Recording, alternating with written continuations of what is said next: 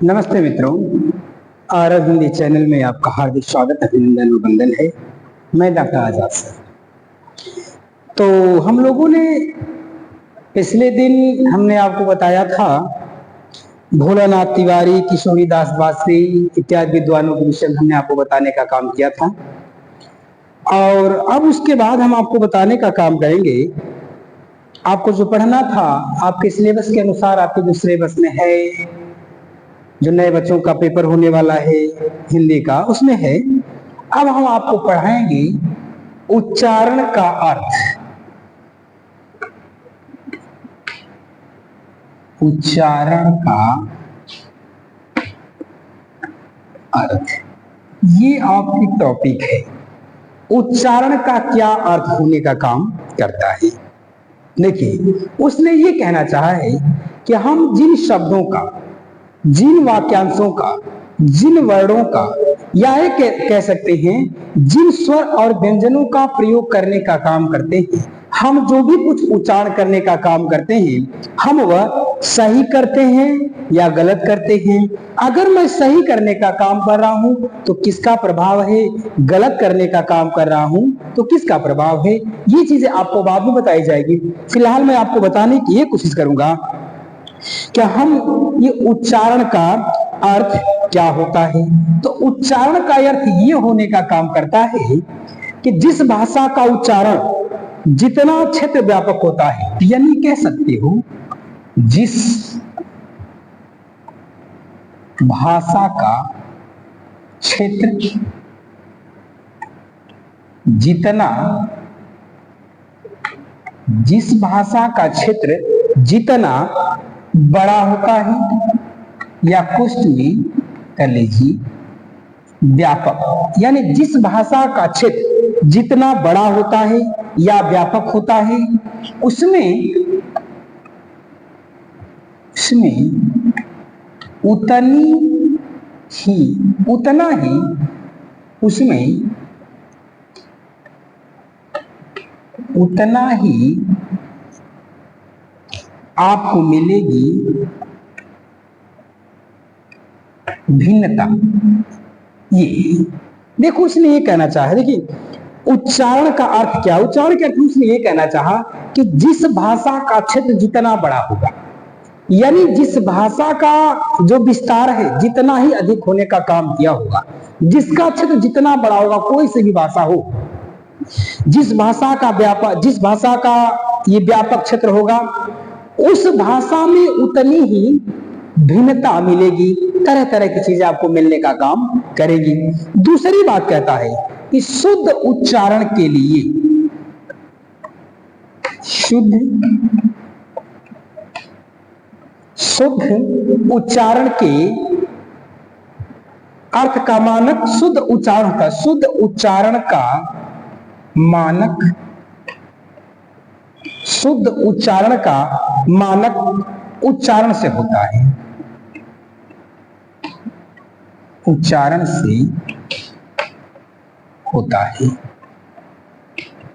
देखिए, उसने ये कहना चाहा कि जो शुद्ध उच्चारण है उसका एक निश्चित रूप से एक मानक होता है, उसका एक निश्चित रूप से अर्थ होता है। उसने ये कह रखा है ना कि जो शुद्ध उच्चारण है, उस शुद्ध उच्चारण का एक अर्थ होता है और निश्चित रूप से उसका एक, उस उच्चारण का एक मानक होने का काम करता है। और तीसरी बात कहता है उच्चारण के अर्थ में कि क्षेत्रीय संप्रेषण को हम, क्षेत्रीय संप्रेषण को हम शुद्ध नहीं मानते। ये कहता है जो क्षेत्रीय उच्चारण होता है उसको शुद्ध नहीं, क्योंकि जानते हैं बोली और भाषा दोनों अलग अलग चीजें हैं। बोली एक अलग चीज है, भाषा एक अलग चीज है।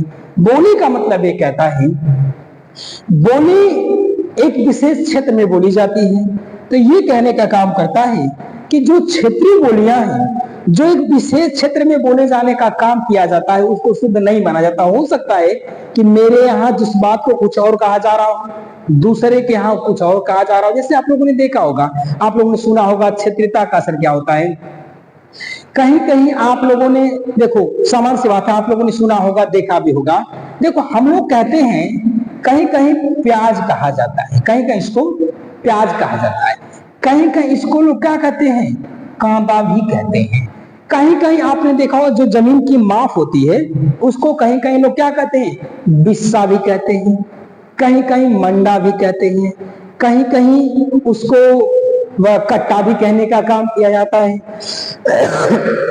तो इस तरह की चीजें हैं, तो इसलिए कहता है ये शुद्ध माना नहीं जाता। क्षेत्रीयता का प्रभाव होता है उसको शुद्ध मानने का काम नहीं किया जाता। तो आपने एक बात जानी है, कहता है उच्चारण के अर्थ में उसने आपसे जानना चाहा। अगर आपको प्रश्न ऐसा आ जाने का काम करता है या ऐसा प्रश्न आपको मिल जाने का काम करता है कि उच्चारण का अर्थ क्या होता है, तो आपका उत्तर सामान्य से भाषा में होगा कि जिस भाषा का क्षेत्र जितना ही बड़ा होता है, जिस भाषा का क्षेत्र जितना ही बड़ा होता है उस भाषा में उतनी ही ज्यादा मात्रा में भिन्नता पाई जाती है।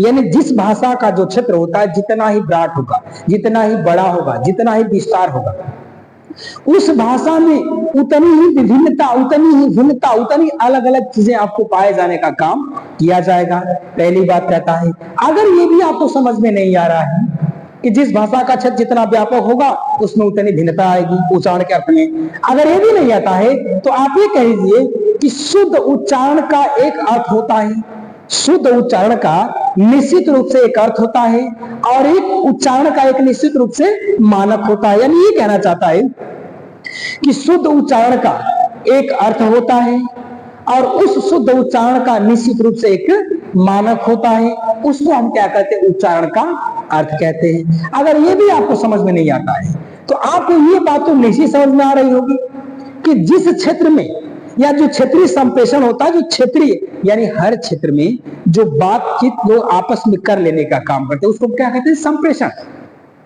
विचारों का जो आदान प्रदान लोग आपस में कर लेने का काम करते हैं उसको हम क्या कहते हैं, संप्रेषण कहते हैं। तो कहता है कि जो क्षेत्रीय संप्रेषण होता है यानी हर एक क्षेत्र के लोगों की जो अपनी बात विचार होते हैं, जो अपनी वार्ता होती है, ये जो वार्ता होती है शुद्ध नहीं होने का काम करती है। ये आपस में जो बात विचार लोग करने का कार्य करते हैं ये शुद्ध होने का काम नहीं करता है, क्योंकि इसके ऊपर क्या है, क्षेत्रीयता का प्रभाव होने का काम किया हुआ है और क्षेत्र के हिसाब से इनके क्षेत्र में कुछ और कहा जाता होगा और दूसरे क्षेत्र में कुछ और कहने का काम किया जाता होगा। तो ये आपका रहा उच्चारण का अर्थ। और आगे हम आपको बताने का काम करेंगे, बड़ी सामान्य चीजें, बहुत बड़ा चीज बीटीसी का नहीं है। आप लोग थोड़ा सा भी अगर ध्यान देने का काम करेंगे तो आप बड़े आराम से उत्तर दे लेने का कार्य करेंगे। ये रहा दूसरी टॉपिक आज की आपकी, ये है उच्चारण के भेद। आपने पढ़ लिया उच्चारण का अर्थ, और अब पढ़िए उच्चारण के भेद। आपका ये टॉपिक है, दूसरी टॉपिक है उच्चारण के भेद। तो सामान्य सी बात है, अगर आपसे कभी ऐसा दे दे प्रश्न, आपको कई तरीके से पूछ सकता है। अगर ये पूछ दे कि उच्चारण के कितने भेद होते हैं तो आपका उत्तर होगा कितना, 5। उच्चारण के कितने भेद हैं, 5 भेद होते हैं। अभी अगर आपसे कह दे कि अगर 5 भेद हैं, या मान लीजिए अगर ये कह दे उच्चारण भेद आपसे न पूछे, या ये पूछ दे नाम ही दे दे, जैसे स्वरकृत, कालकृत और स्थानकृत, अभ्यासकृत, अभ्यांतर अभ्यासकृत, ये क्या होता है। अगर आपसे पूछते कालकृत तो क्या है, वो उच्चारण का ही भेद। क्या कालकृत उच्चारण का भेद है या नहीं है, इतना तो नहीं घुमाएगा। हो सकता है ऐसे पूछे उच्चारण के भेद कितने प्रकार के होते हैं, या उच्चारण भेद के प्रकार। तो सामान्य सी बात, अगर ये पूछे उच्चारण भेद कितने प्रकार का होता है तो 5 प्रकार का होता है। ऐसे भी दे सकता है, ऐसे भी दे सकता है कि उच्चारण के प्रकार, तो आप सामान्य सी बात है उच्चारण के प्रकार 5 प्रकार के होने का काम करता है। अगर उदाहरण में आपसे पूछे जैसे में, तो ऐसा अगर पूछेगा तो 2 नंबर में पेपर देगा। अगर ये आपसे पूछता है कि उच्चारण के भेद, 1 नंबर का प्रश्न होगा, उच्चारण के भेद कितने, तो आपका उत्तर हो जाएगा 5 हो जाएगा। अगर ये दे दे कि जैसे में, तो आप किसी एक इस पांचों में से किसी एक का नाम लेने का काम करेंगे, वह आपका उत्तर क्लियर हो जाएगा। तो कहता है कि उच्चारण के मान लीजिए कि 5 भेद होते हैं, ठीक। कहता अगर पूछ ले कि कौन कौन से, तो पांचों को आप कौन कौन से पूरा नहीं जानना चाहेगा, बस ये जानना है कितने होते हैं, किसी एक का वर्णन करिए। जैसे मैं आपको बता दे रहा हूं कि उच्चारण के कितने भेद होते हैं, 5 भेद। पहला क्या होता है, स्वरकृत, स्वरकृत भेद। पहला है स्वरकृत भेद, दूसरा है काल कृत भेद, स्वरकृत भेद, कालकृत भेद। तीसरा कहता है स्थान कृत भेद, स्थानकृत भेद। और चौथा है अभ्यांतर, चौथा है अभ्यांतरकृत भेद, अभ्यांतरकृत भेद। और पांचवा कहता है भेद है, तो आपका उत्तर होगा उच्चारण के 5 भेद होते हैं। पहला क्या है, स्वरकृत, दूसरा क्या है, कालकृत, तीसरा क्या है, स्थानकृत, चौथा क्या है, बाह्य, या पांचवा कर लीजिए बाह्य, अभ्यांतर बाह्य और अभ्यांतर 2। बाह्य एक है, एक अभ्यांतर है, अभ्यांतरकृत भेद और बाह्यकृत भेद। अगर ये पूछ दे, या इतना तो हो गया आपका 3 प्रश्न क्लियर हुआ। उच्चारण के कितने भेद हैं, 5 भेद हैं। उच्चारण के कितने प्रकार हैं, 5 प्रकार हैं, स्वरकृत, कालकृत, प्रयत्नकृत और अभ्यांतर तथा आंतरिक, बाह्य और स्थानकृत और बाह्यकृत भेद। ये अगर हो गया, अब आपसे अगर ये पूछ दे कि कालकृत या स्थानकृत किसे कहते हैं, या किसी एक, इनको न दे करके किसी एक का नाम दे देने का काम करे, वो अगर आपको अगर पूछ दे कि स्वरकृत किसे कहते हैं, तो स्वरकृत किसे कहते हैं कि उच्च स्वर से मंद स्वर की आने की क्रिया को क्या कहते हैं, स्वरकृत। यानी ये कहता है ना कि तेज आवाज से धीमी आवाज में आने की क्रिया को हम क्या कहते हैं, स्वरकृत भेद कहते हैं। अगर कहता काल के अनुसार, कालकृत भेद अगर कहने का काम करता है, तो समय के अनुसार उच्चारण में जो अंतर आता है, यानी ये कह लीजिए मंद, ये उच्च से मंद, उच्च स्वर से मंद स्वर के तरफ आने क्रिया को क्या कहते हैं, स्वरकृत कहते हैं। और एक कहता है समय में, कालकृत का मतलब होता है ना कि समय में अंतर।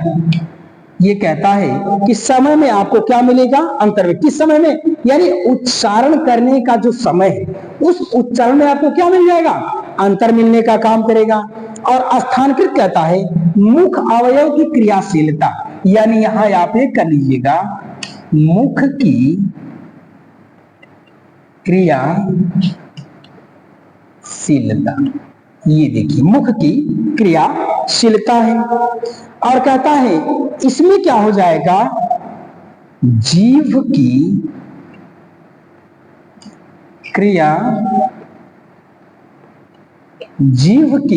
क्रियाशीलता, ये जीवा क्रियाशीलता है।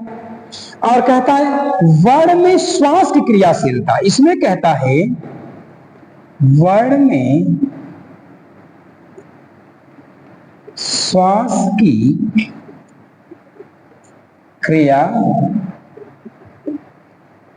क्रियाशीलता। ये देखो कहता है, अब आप समझ लीजिए वो कहने का काम क्या किया, उसने आपसे 2-3 प्रश्न इसमें पूछ देने का काम किया। 2-3 प्रश्न क्या हो सकता है आपसे आएगा पक्का, चाहे कैसे भी दे हो। अगर आपसे पूछ दे उच्चारण भेद, एक बार जान लीजिए। थोड़ी देर के लिए डिस्टर्ब हो गया था कैमरा, उसके लिए हम माफी चाहेंगे, और उस पर न ध्यान देकर के आप लोग इन चीजों पर ध्यान दीजिएगा पुनः। कहता है कि उच्चारण के भेद, अगर आपसे ये पूछे कि उच्चारण के कितने भेद होते हैं, तो 5 भेद होते हैं। आइए कहते उच्चारण के कितने प्रकार हैं, तो भी कह दिएगा 5 प्रकार होते हैं। और पूछे कि कौन उच्चारण के कौन कौन से प्रकार या कौन कौन से भेद हैं, तो आप कहेंगे स्वरकृत, कालकृत, स्थानकृत, अभ्यांतरकृत और बाह्य प्रयत्न भेद। 5 होते कौन कौन? स्वरकृत, कालकृत, स्थानकृत, अभ्यांतर और बाह्य प्रयत्न। बाह्य प्रयत्न के भेद कहता है ये 5 हो गए। अगर आपसे प्रश्न ये न देकर के, उच्चारण के भेद आपको न देकर के, अगर आपको ये पूछ दे कि स्वरकृत भेद किसे कहते हैं, तो आपका ये उत्तर होगा। अगर आपसे पूछ दे कि स्वरकृत भेद क्या है, तो आपका उत्तर होगा उच्च स्वर से मंद स्वर की ओर आने की क्रिया को हम क्या कहते हैं? स्वरकृत कहते हैं। यानी उच्च स्वर, ऊंचे आवाज में जब किसी बात को कहा जाए तो ऊंचे आवाज से नीचे की तरफ आने का काम किया जाता है, उसको कहते हैं उच्च स्वर से मंद स्वर की तरफ आना ही क्या कहलाता है? स्वरकृत भेद कहलाता है। दूसरा कहता है कालकृत। तो काल का मतलब होता है समय। समय के कहता है आप जो उच्चारण करने का काम करोगे, उस उच्चारण को करने में निश्चित रूप से एक समय लगेगा। तो उस समय में जो भी अंतर मिलेगा, उस समय के बीच में आपको जो अंतर मिलने का काम करेगा, उसको कहता है कालकृत या समयकृत। समयकृत भी आपको दे सकता है। ये हो गया समय में अंतर। तीसरा कहता स्थानकृत। उसने ये क्या किया कि हर एक चीज, हर एक वर्ड एक निश्चित स्थान से आने का काम करता है। उसने कहा स्थानकृत भेद का मतलब ये कहता है कि मुख की क्रियाशीलता, कि आप मुख को किस प्रकार से करने का काम करें, मुख की क्रियाशीलता के अनुसार वर्णों की उत्पत्ति होने का काम करती है।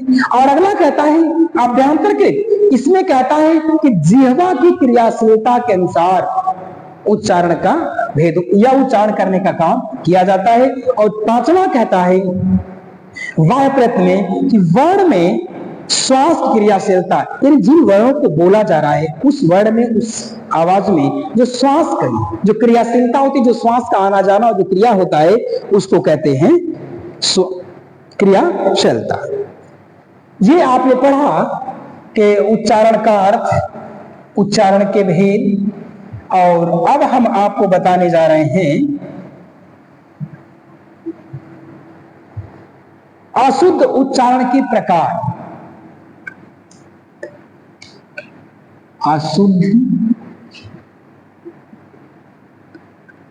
उच्चारण के प्रकार, यानी अशुद्ध उच्चारण के प्रकार। कहता है जो अशुद्ध हम लोग जो उच्चारण करने का काम करते हैं, इसके कौन कौन से प्रकार हैं, क्यों ऐसा होने का काम करते हैं, इसका क्या कारण है। कुछ चीजों, ये क्या है कि बहुत है इसके कारण, लेकिन मैं आपको कुछ चीजों को बता देने का काम करता हूं। पहली बात तो ये कहना चाहा कि जो अशुद्ध उच्चारण है, इसका क्या कारण है कि अशुद्ध उच्चारण हो जाने का काम करता है। कहता है वर्णमाला के अनुसार, वर्णमाला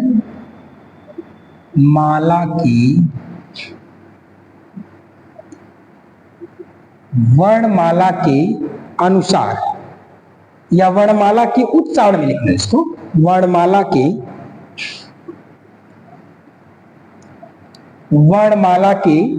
उच्चारण में,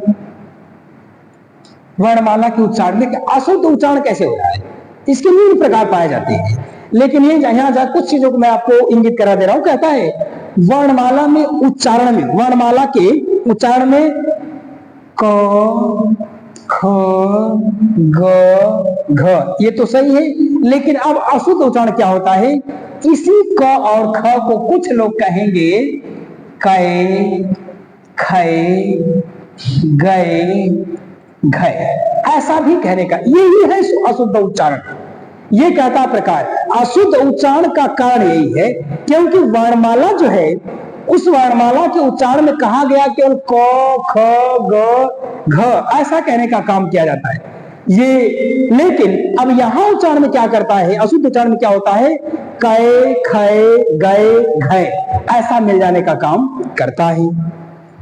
दूसरी बात कहता है कि स्वर लोप, और दूसरी बात कहने का काम करता है स्वर लोप इसमें होता है।